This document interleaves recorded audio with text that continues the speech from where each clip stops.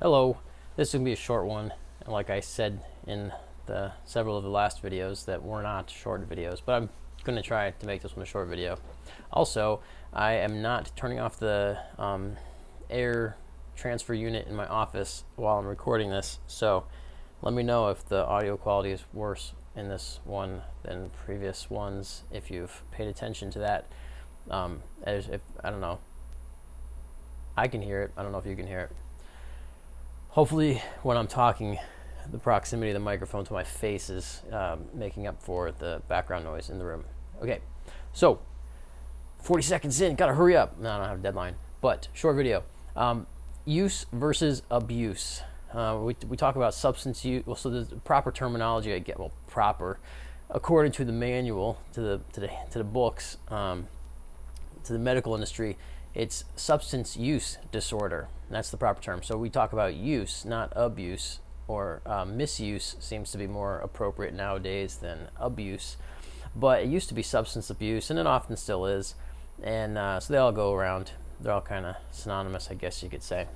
But I think, whatever this means, I think that use is the better term because it doesn't imply anything negative. There's no stigma associated with it. You use a tool, you use whatever. It's to accomplish accomplish something, a purpose, and that's what substances are. They're used to accomplish a purpose, oftentimes to a dangerous level or in a dangerous way when it becomes a compulsive element of our conditioning.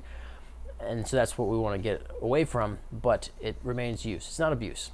But there is a level of abuse involved with substance use, and I think that's the abuse of the body, the self. So you abuse yourself with the use of the substance. You use the substance to abuse yourself. How's that? How does that feel? Let's think about that one.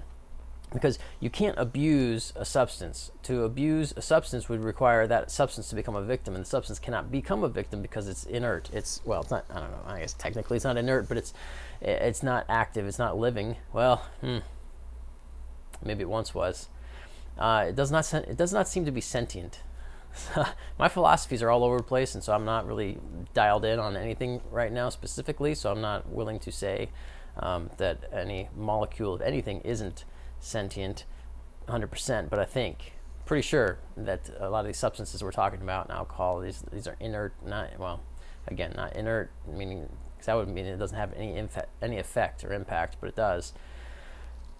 To borrow a phrase from somebody, things to act and things to be acted upon. We, as humans, are actors.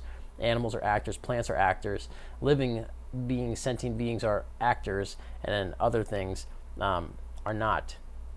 Non-living things are not actors. So wheat is an actor, but then once I've refined it into toast, it's not an actor anymore. It's something that can be acted upon. And so the same goes with these substances. A poppy flower is an actor. It acts, it lives, it can do things. But then when we've extracted the opium from it and processed it into heroin, that heroin is no longer a living thing. The heroin cannot do anything to anyone without somebody's intervention. So it requires intervention. So that's why I don't think that you can abuse a substance, because it can't. It can't become a victim of anything. But you can abuse yourself.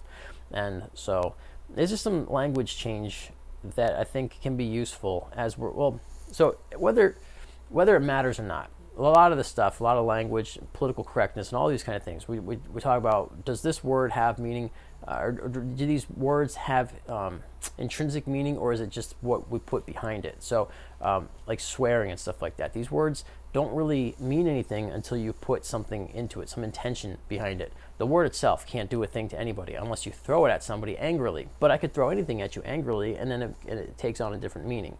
So the words themselves aren't necessarily powerful, but when we're talking about changing our thoughts, to change our behaviors, to change our realities, I think it's important to choose the words precisely. And so that's where I think it matters that we say use instead of abuse. And we can talk about, you can use a substance, you can abuse yourself with the substance, because the damage is being done to you. You are the victim in that case. To have abuse, there's got to be a victim, I think. And so if you are the victim, then you're the one that's being abused.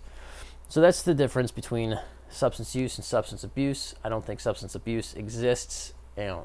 Obviously, just what's the word? Semantics, playing, based on the word stuff.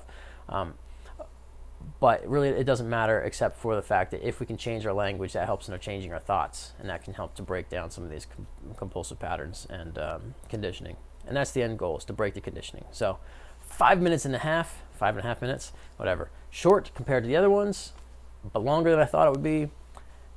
Good day for today. That's it. Bye.